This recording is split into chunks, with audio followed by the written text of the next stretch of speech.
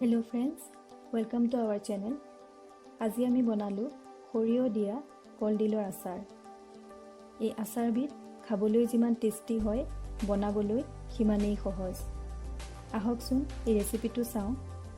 ইয়াৰ বাবে আমি এটা মিডিয়াম সাইজৰ ভীমকলৰ কলডিল লৈছোঁ। কলডিলৰ বাহিৰৰ অংশ আঁতৰাই ভালদৰে ধুই এখন ৰুকনিৰ সহায়ত ৰুকি লৈছোঁ। মিহিকৈ কটাৰীৰে কুটিও ল'ব পাৰি।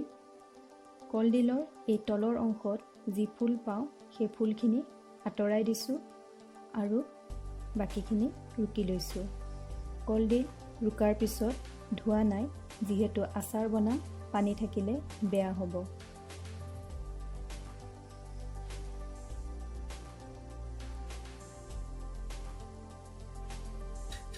কেৰাহী গৰম হোৱাত 3 টেবুল চামুচমান মিঠাতেল দিছোঁ আৰু তেলখিনি ভালদৰে গৰম হোৱাত ফ্লেম ল' কৰি আধা চামুচ গোটা জিৰা দিছোঁ আৰু 4টা শুকান জলকীয়া দিছোঁ।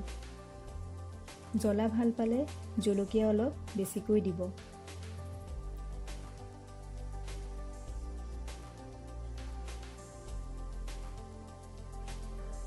জিৰা আৰু জলকীয়া ফুটি উঠাত কলডিলখিনি দি ভালদৰে মিক্স কৰি দিছোঁ।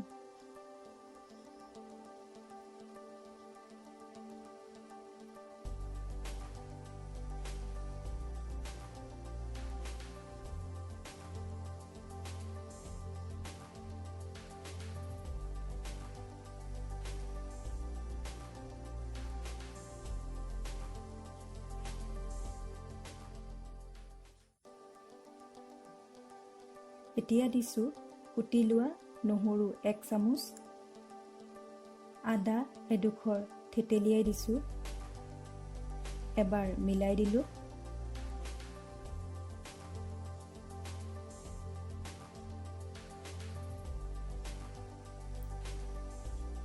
এই আচাৰবিধত তেল আৰু মছলা অতি কম ব্যৱহাৰ কৰা হয়, কিন্তু আচাৰবিধ টেষ্টি হয়। মছলা হিচাপে দিছোঁ আধা চামুচ হালধি,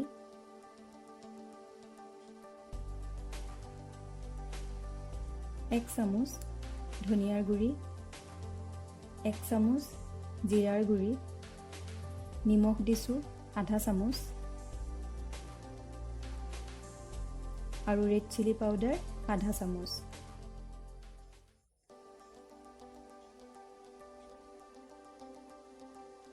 মছলাখিনি মিলাই দিছোঁ। নিমখৰ পৰিমাণ ইয়াত কম ৰাখিছোঁ, যিহেতু পিছত কলডিলৰ লগত আমি সৰিয়হৰ চচ বা কাচুন্দি দিম। লো ফ্লেমত ভালদৰে মিলাই 5 মিনিটমান সময়ৰ বাবে ঢাকি ৰাখিছোঁ।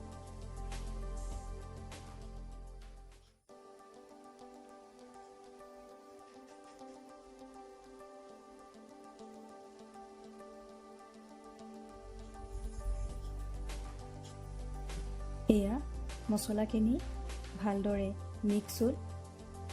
ফ্লেম অফ কৰি দিছোঁ আৰু কলডিলখিনি ঠাণ্ডা হ'বৰ বাবে ৰাখি দিছোঁ। 1 চামুচ ভিনেগাৰ এড কৰিছোঁ।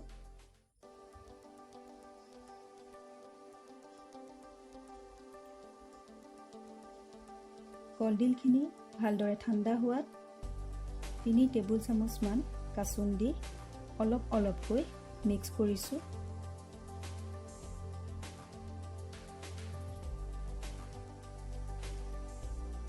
দুইখিনি ভালদৰে মিক্স কৰি 30 ছেকেণ্ডছৰ বাবে গ্ৰাইণ্ড কৰিম।